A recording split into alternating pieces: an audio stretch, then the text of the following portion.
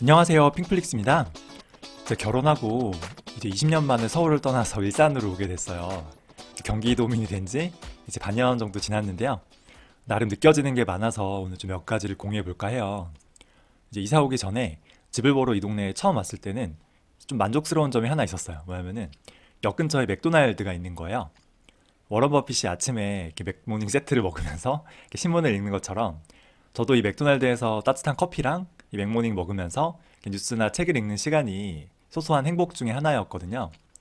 물론 뭐 서울의 맥도날드처럼 크진 않지만 그래도 다른 동네 카페들보다는 눈치 안 보면서 이렇게 배도 채우면서 커피도 마실 수 있는 소중한 공간이에요. 그래서 뭐 맥세권이라고도 하죠.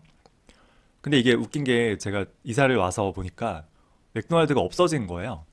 처음에는 이렇게 근처 다른 곳으로 이전한 줄 알았는데 이게 그냥 폐업한 거더라고요. 저는 맥도날드가 폐업하는 건 처음 봤어요. 좀 싸움을 느꼈죠. 근데 뭐 이미 폐업한 걸 어떻게 해요? 그래서 이사는 왔는데 그나마 서브웨이도 있고 뭐 버거킹이나 맘스터치도 있으니까 뭐 일단 맥도날드의 부재를 감수하기로 했습니다. 근데 웃긴 거는 지금 반년이 지났거든요. 근데 원래 맥도날드가 있던 자리가 역 앞에 대로변에 되게 굉장히 좋은 상가인데 아직도 공실이에요. 그래서 좀 이상하다는 생각이 좀 들었어요. 이사 온 다음에 얼마 안 돼서 이제 친구 한 명이 놀러 왔는데 제가 지금은 게임을 즐기지 않지만 이제 가끔씩 친구들 만나면은 옛날에 이제 친구들과 같이 했던 이제 롤이죠. 리그 오브 레전드. 그거를 같이 할 때가 있어요. 그래서 그날도 친구랑 이제 오랜만에 밥을 먹고 이렇게 근처 PC방에 가서 게임을 하기로 했는데 그 PC방에 갔더니 이게 지난주에 폐업해서 문을 닫았더라고요. 그래서 할 수 없이 다른 PC방 가려고 이렇게 네이버 지도를 찾아서 이제 가봤는데요. 이게 지도에는 있는데 가보면 PC방이 없더라고요. 이게 그러니까 너무 폐업한 지 오래돼서 흔적조차 없어진 거죠. 그때부터 이제 우리 동네 PC방 찾기 이제 프로젝트가 시작됐는데요. 이 네이버 지도에 나온 한 네다섯 개의 PC방 중에 영업하는 곳이 한 군데도 없더라고요. 그나마 맨 처음 간 곳이 가장 최근까지 영업한 곳이고요. 다른 곳은 이제 너무 이제 망한 지 오래돼서 이제 흔적조차 찾을 수 없거나 간판이 완전히 부식되고 막 이런 데가 많았어요. 친구가 야, 어떻게 동네 PC방에 한 개도 없냐고 그러는데 그러니까 친구도 경기도민이에요. 남양주 사는데 장애 동네는 그래도 꽤 많다는 거죠. 저도 좀 충격이었어요. 이게 이 동네는 게임하는 사람이 없나? PC방을 찾는 과정에서 이제 놀란 게 또 한 가지 있는데요. 지하철역 근처에 이제 큰 빌딩 등은 이 내부에 에스컬레이터가 있어요. 근데 이 에스컬레이터가 가동되는 곳이 없는 거예요. 그러니까 이렇게 멈춰져 있는 에스컬레이터를 계단처럼 그냥 이용하는 거예요. 그 에스컬레이터가 발판에 이렇게 홈이 있잖아요. 거기 먼지가 너무 쌓여서 이거 관리하는 사람이 있을까 싶기도 하고 이 건물들이 굉장히 어둡고요. 조명이 낙후되어 있어요. 원래 PC방이 보통 지하에 많잖아요. 이 지하층은 복도에 불이 안 켜져서 와 여기 과연 사람이 올까? 이 무슨 영화 속 조폭 사무실 같더라고요. 과거에 일산 신도시가 처음 생겼을 때는 사람이 많다 보니까 조명도 밝고 에스컬레이터도 잘 돌아가겠죠. 근데 지금은 이 유동인구가 너무 없으니까 이 지하층 조명을 켜거나 이 에스컬레이터를 돌릴 관리비조차 걷지 못하는 것 같아요. 제가 이 동네 살면서 가장 충격이었던 거는 사실 이제 마트예요, 마트. 저는 이제 이마트 같은 너무 큰 대형마트보다는 이제 집 근처에 좀 너무 크지도 작지도 않은 1층 할인마트를 선호하거든요. 그러니까 그때그때 내가 가서 자전거 타고 가서 1층에 바로 들어가서 장 봐서 바로 나올 수 있는. 마침 이 아파트 단지 입구에 그런 할인마트가 있더라고요. 그래서 이사 온 다음에 처음 장을 보러 갔는데 이게 마트는 큰데 물건이 너무 없는 거예요. 그러니까 진열대에 물건이 절반도 없어요. 그래서 직원도 또 너무 불친절해요. 장사할 생각이 없나? 그러니까 알고 보니 역시 이게 폐업 처리 중인 마트였어요. 그래서 이자 오고 이제 2주도 되지 않아서 그 마트 아파트 단지 한 마트는 폐업했죠. 저희가 꽤 대단지예요. 거의 1000세대 되고 이제 입구에 바로 1층이고 꽤 큰 상가라 저는 그럼 차라리 홈플러스 익스프레스나 뭐 GS마트 같은 더 좋은 마트가 들어오길 기대했는데요. 지금 반년 지났잖아요. 아직도 임대 문의 중이에요. 이게 들어오질 않아요. 그 아파트 단지 앞 마트가 망한 다음에는 이제 어쩔 수 없이 길 건너고 좀 거리는 있지만 이제 다른 또 할인마트를 갔는데요. 거기는 물건도 싸고 또 물건도 많고 또 뭐 직원들도 친절하고 비교적 만족했어요. 근데 여기도 이제 얼마 후에 폐업하게 되었죠. 그래서 폐업 후에 제가 안내문을 보니까 이제 이 마트가 몇 달째 임대료랑 관리비 내지 않은 거예요. 그래서 끝끝내 버티다가 이제 건물 측에서 수도랑 전기, 가스를 다 끊어버려서 이제 강제로 건물에서 쫓겨난 거죠. 거기도 지금까지 계속 공실이에요. 이제 그 상가 건물은 이제 그 마트 빼고는 딱히 갈 만한 곳이 없었거든요. 그 마트마저 폐업했잖아요. 이제 뭐 거의 유령 건물처럼 되었죠. 저도 이제 그곳에 갈 일이 거의 없어요. 그러니까 이제 유일한 대안은 이제 집 근처에 이제 조그만 야채 가게가 하나 있는데요. 그나마 여기서 이제 야채랑 뭐 과일, 계란 등을 싸게 살 수 있는 유일한 곳이었는데요. 얘도 이제 얼마 전에 폐업하고 말았습니다. 이제 역에서 집까지 오는 길에 장볼 곳이 없어요. 아, 이게 좀 안타깝죠. 그 여기 지하철역 바로 앞에 커다란 상가 건물이 하나 있는데요. 이게 바리케이트가 쳐 있어서 들어갈 수가 없어요. 보니까 한 2년 전쯤에 싱크홀로 건물 기둥이 무너진 거예요. 그래서 세입자들이 다 대피한 다음에 지금 그냥 빈 건물로 방치 중이에요. 그러니까 이게 지하철역 바로 앞이고 어떻게 보면 가장 핵심 상권이잖아요. 근데 2년 넘게 아무것도 안 하고 방치 중이에요. 뭐 이거를 부수고 다시 짓든 아니면 뭐 밑에 보강을 하든 뭘 해야 되잖아요. 물론 이거는 상가 주인이랑 세입자들 간의 법정 분쟁 탓도 있겠지만 이게 동네 상권이 죽은 거랑도 좀 관련이 있는 것 같아요. 그러니까 장사가 잘 될 것 같으면 상권이 활발하면은 어떻게든 뭐 조치하겠죠. 근데 어차피 장사가 안 될 것 같으니까 그냥 지지부진한 거예요. 그렇게 텅 빈 상가 건물이랑 이제 바리게이트랑 이제 먼지만 가득한 낡은 간판들을 보면요. 가뜩이나 이동이고 없는데 좀 더 을씨년스럽게 만들곤 하죠. 집에서 2, 30분 걸어가면은 웨스턴 동이랑 라페스타라는 이제 로데오 거리가 유명한데요. 이게 뭐 그 유명세와는 달리 가도 사람이 별로 없어요. 이게 한때는 여기가 경기도 최대 상권으로 좀 이름을 알렸다고 하는데요. 이제는 상가 공실률 1위로 악명을 떨치고 있죠. 주말에 가도 사실 사람이 별로 없거든요. 딱 봐도 건물들이 너무 노후되고 좀 낙후되어 보여요. 그래서 동네에 보면은 이제 마트가 하나둘 폐업하고요. 맥도날드마저 문을 닫고 야채 가게도 망하고 PC방은 뭐 이미 망한 지 너무 오래됐고요. 싱크홀로 폐쇄된 건물이 2년 동안 방치되어 있고요. 한때는 경기도 최대의 상권이 공실률 1위가 되어서 파리만 날리고 있고요. 그러니까 이 모든 게 고령화랑 연관되어 있는 것 같아요. 그러니까 일산에 살다 보니까 일산 진짜 좀 거대한 노인들의 도시 같다는 생각이 들어요. 그러니까 어디를 가도 어르신들만 있는 것 같은 그런 느낌이 많아요. 그러니까 도시 전체가 좀 활력을 잃고 노쇠해 간다는 좀 느낌이 들어요. 근데 이게 기분 탓이 아니고요. 실제로 일산을 비롯한 일기 신도시에 노인 비중이 높다고 해요. 물론 여기 사는 분들도 처음 신도시가 생겼을 때는 노인이 아니셨겠죠. 40대 초반에 자녀가 있는 신혼부부들이 많이 온 걸로 알고 있는데 이게 30년이 지났잖아요. 그러니까 이때 오신 분들이 이제 70이 넘은 거예요. 그러니까 사람이 나이가 들면 아무래도 활력도 떨어지고요. 이 소비도 침체되기 마련이에요. 그 동네에 맥도날드나 할인마트가 망하는 까닭이 바로 이런 것 같아요. PC방이 다 망한 것도 노인들이 많아서 같아요. 아무래도 PC방은 좀 젊은 사람들이 많이 가잖아요. 역 근처에 올림픽 스포츠 센터라고 이제 국가에서 운영하는 운동 시설이 있는데요. 제가 여기서 이제 검도라는 운동을 하게 됐어요. 근데 첫날 도장에 갔는데 이제 먼저 와 계신 아저씨 한 분이 이제 자기는 나이가 60대라고 하시더라고요. 그래서 아, 이 도장에서 제일 연장자신가 보다 생각했는데 그날 그분이 제일 젊은 편이셨어요. 무슨 70세 넘으신 분도 많이 계시더라고요. 가장 나이가 많은 분은 87세라고 하시더라고요. 물론 그 첫날이 유독 젊은 분들이 없던 날이긴 했는데 그래도 전반적으로 연령대가 너무 높아요. 그러니까 40대 초반인 제가 거의 제일 젊은 편에 속하거든요. 물론 이거는 뭐 일산의 문제가 아니라 검도라는 운동의 문제일 수도 있어요. 생각해 보면은 여기 일산이 좀 은퇴한 노인분들한테는 되게 좋은 도시 같긴 해요. 왜냐하면 이 아파트 단지 그 사이사이가 대부분 공원으로 잘 연결되어 있어요. 그러니까 녹지 비율이 높고요. 또 아시아 최대 규모라는 그 일산 호수공원도 있고요. 또 이게 대부분이 평지예요. 그러니까 노인들이 산책하거나 자전거 타기에 정말 좋죠. 또 노인들한테 중요한 게 병원인데요. 일산이 병원이 진짜 많아요. 그 상급 병원도 많아요. 그래서 일산병원, 암센터, 백병원, 동국대병원, 뭐 차병원.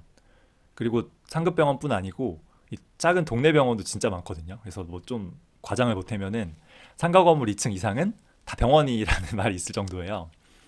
근데 이제 병원 말고는 사실 일산이 좀 젊은 층 일할 수 있는 직장이 없어요.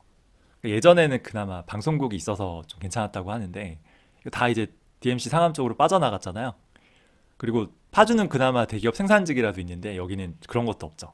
그래서 저 아는 분이 이제 일산이 의사 말고는 다 그냥 소득이 고만고만하다라는 말이 있대요. 그러니까 이게 대기업이 없으니까 의사 빼고는 다 박봉인 거예요. 소비가 침체되는 데는 좀 이런 이유도 있을 것 같아요. 이게 좋은 직장이 생겨야 다시 좀 활기를 찾을 텐데 이게 쉽지 않잖아요. 그러면은 서울로 출퇴근이 편하면 되죠. 근데 문제는 이게 교통편도 일산이 이렇게 좋지가 않아요. 그러니까 저도 일산에 이사 와서 제일 불편했던 건 역시 교통편이었거든요. 사실 와이프 직장이 여긴데 이제 결혼 전에 이제 와이프랑 합정에서 자주 데이트했어요. 그러니까 자기가 건대 살고 건대에서 합정은 2호선으로 바로 올 수 있죠. 그리고 와이프도 일 끝나고 여기 일산에서 합정까지 가는 한 번에 가는 버스가 있어서 좀 만나기 편하잖아요. 근데 그때 이제 와이프가 했던 말이 이제 버스가 지하철보단 나은데 이게 2, 30분에 한 대씩 다녀서 좀 불편하다고 했거든요. 2, 30분에 한 대면 좀 길잖아요. 그죠? 근데 그때 그 버스가 지금은 2, 30분이 아니고요. 거의 1시간 반에 한 대씩 다니고 있어요. 참 배차 간격이 너무 늘어난 거죠. 그나마도 자리가 없어서 못하면 끝이에요. 그러니까 저도 이렇게 줄 서서 기다렸는데 딱 제 앞에서 자리가 끊기면은 그 1시간 반 기다려야 되잖아요. 그러니까 답이 없죠. 그러니까 이게 지하철 다시 타고 가거나 아니면 당산으로 가서 다른 버스를 타야 되는데 이게 아마 당산 쪽으로 가는 버스로 좀 통폐합이 되고 있는 것 같아요. 저는 서울에서 20년 살다 보니까 이제 버스를 탈 때 서서 가면 되지 이게 자리가 없어서 못 탄다는 생각을 못 했어요. 그래서 한번 논현역에서 이제 집 오는 일산 오는 버스를 1시간 반 기다린 적이 있거든요. 그러니까 한 3, 40분 기다렸는데 이제 버스가 왔는데 자리가 없다고 안 태워주는 거예요. 그래서 이런 일이 있나 하고 오기가 생겨서 한 대 더 기다려 봤는데 4, 50분 뒤에 오더라고요. 그 버스 역시 자리가 없죠. 그러니까 알고 보니까 그 전정과작인 강남역에서 줄 서서 계속 타기 때문에 애초에 이 노년에서 버스를 탈 수가 없었던 거예요. 그래서 이제 지옥철인 퇴근길 지하철을 타고 집으로 왔는데요. 이 버스 배차 간격이 왜 이렇게 늘어났을까요? 이게 코로나 이후로 배차 간격이 늘어났는데 이게 회복이 되지 않고 있대요. 뭐 여긴 여러 이유가 있겠지만 버스 업체의 수익성 악화도 있는 것 같아요. 그러니까 코로나 때 이제 사람들이 안 돌아다니니까 이용객이 감소하잖아요. 그러니까 수익성이 악화되니까 이제 버스 배차 간격을 늘리고요. 배차 간격이 늘어나면 사람들은 더 버스를 안 타겠죠. 그러니까 이게 지속적인 버스 회사의 이 수익성 악화로 이어지는 거예요. 거기다가 그 운전사의 공급 부족도 한몫하는 것 같아요. 그러니까 이거는 꼭 일산뿐 아니고 서울도 마찬가지인데 버스 타시면 봐보세요. 이게 대부분 이제 그 문에 버스 기사 모집한다는 공고가 붙어 있어요. 그거 보면은 신입도 상관없다. 운전 못해도 된다. 연수해준다. 그리고 심지어 60세가 넘어도 상관없다는 그런 이제 글귀도 있거든요. 그러니까 젊은 사람들은 버스 기사 안 하려고 하죠. 지금도 대부분 버스 기사가 어르신들인데 이제 이분들이 더 나이가 들고 일을 못하게 되면 이제 버스 기사 누가 해야 될까요? 버스 기사 구하기가 힘들어지니까 이제 인건비는 올라가고 그러니까 이것도 역시 회사의 수익성 악화로 이어지고요. 또 이제 그 버스 배차 간격이 벌어지는 악순환의 고리가 되는 거예요. 버스도 이런데 지하철 또한 문제가 커요. 저도 이제 그 건대 입구에서 20년 살았으니까 지하철은 2호선은 엄청 자주 오잖아요.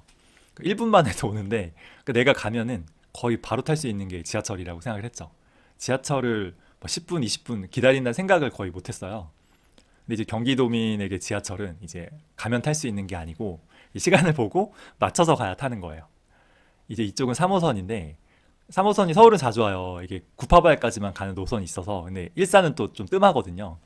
근데 이제 그 대곡에서 경의선 갈아타면은 이건 진짜 너무 심해요. 이게 출퇴근 시간에도 5분, 10분 연착되는 건 기본이에요. 그래서 제가 이제 출퇴근 시간에 3호선하고 갈아탈 때 이 아다리 한번 잘못 맞으면은 한 40분 차이가 나요. 도착 시간이. 그러니까 예를 들면 뭐 3호선 15분 기다리고 경의선 20분 기다리는데 연착 10분 되면은 이거 이제 맛이 가는 거죠. 이 특히 경의선은 파주에서 일산 홍대를 거쳐서 서울역 용산까지 가는 진짜 경기 북부 시민들한테는 핵심 노선인데 왜 배차 간격을 더 늘려주지 않을까 이상하게 생각했는데요. 알아보니까 이게 기술적으로 문제가 있대요. 그러니까 이게 이 경의선을 KTX를 비롯한 다른 열차들이랑 같이 철로를 쓰고 있는데 이게 KTX가 나오면 중간에 피해야 되잖아요.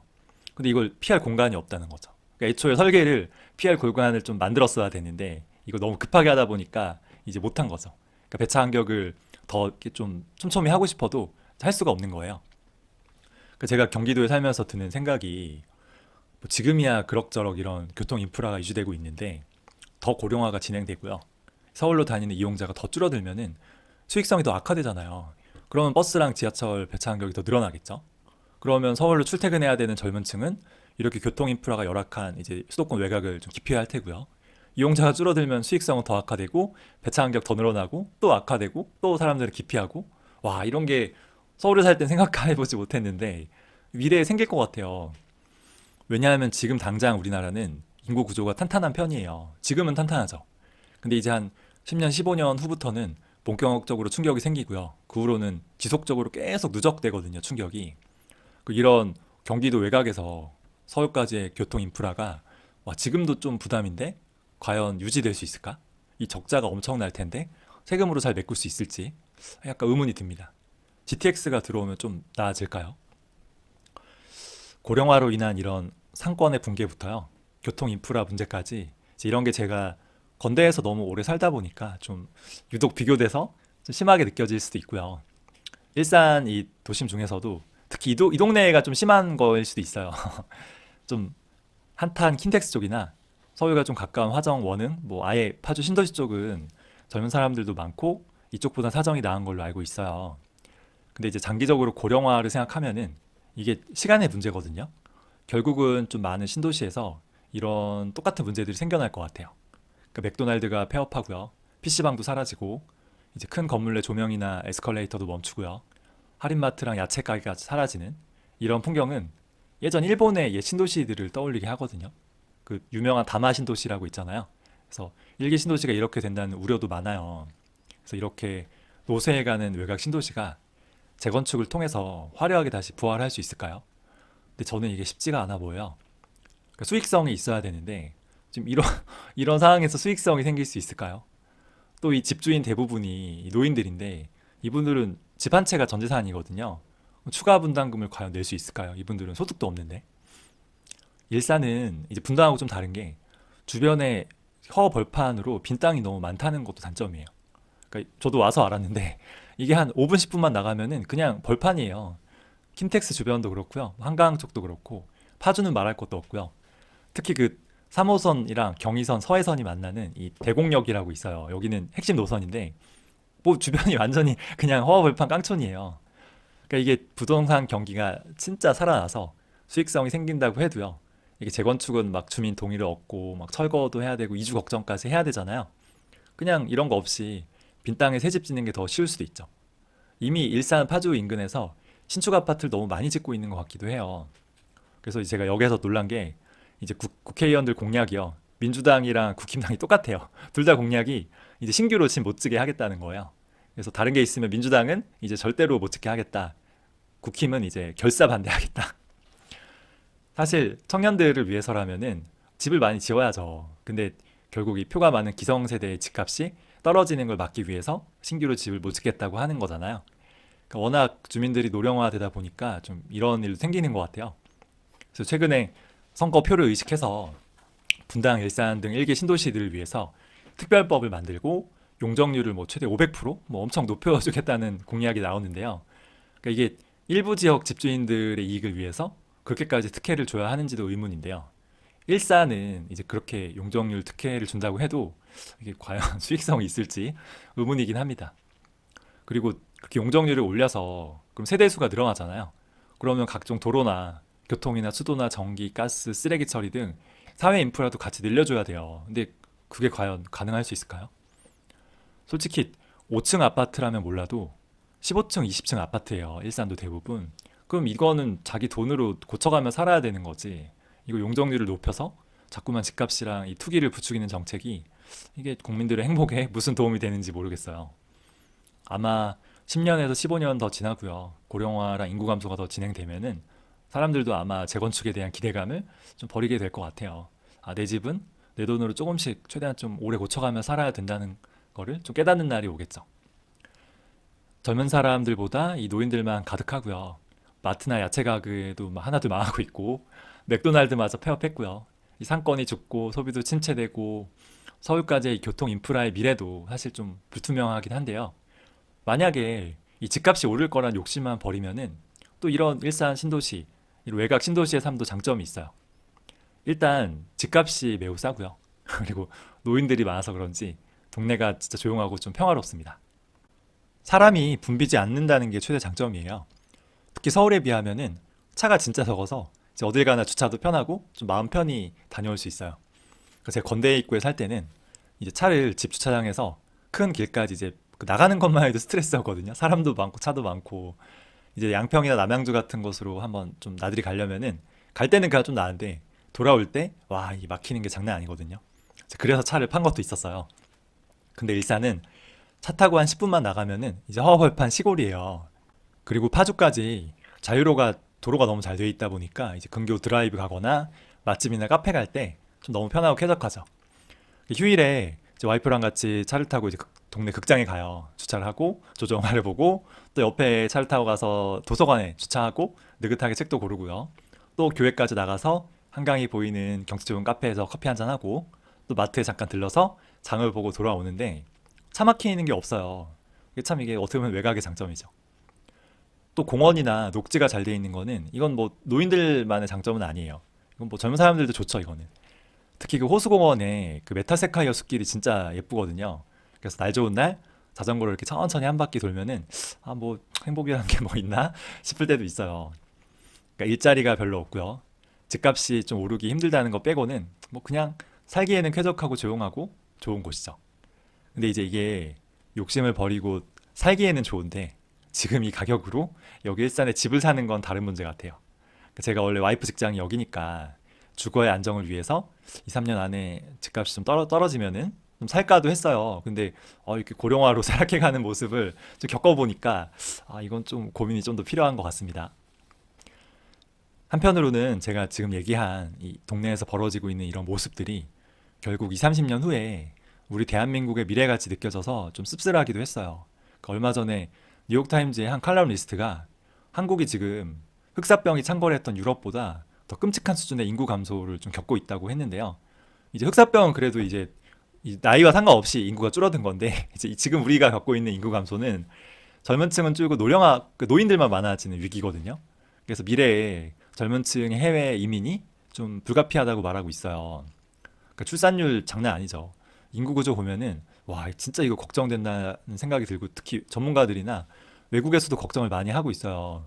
제가 이렇게 청년들 상담해 보면은 우리나라의 미래를 좀 긍정적으로 밝게 생각하는 청년들 거의 없거든요. 근데 정작 기성세대나 정치인들은 좀 태평한 것 같아요. 이게 어차피 2, 30년 후의 일이니까 좀 나랑은 상관없다고 생각하는 걸까요?